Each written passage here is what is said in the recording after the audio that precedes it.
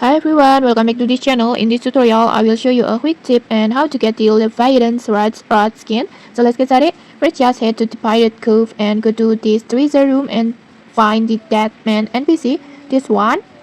And then just talk to him to accept the quest.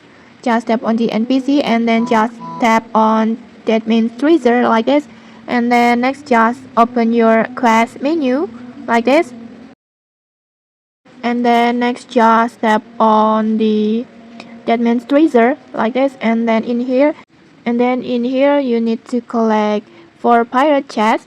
You can find these chests scattered around Pirate Cove.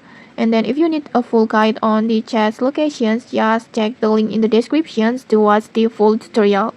And then next, after collecting all 4 chests, just go back to Dead Man. And then next, just complete the quest. And you will receive the Leviathan rod skin. And it looks super cool with a purple color like this. It looks like this. And okay, maybe that's it. If you found this helpful, don't forget to like, comment, and subscribe for more tutorials. Thanks for watching and see you.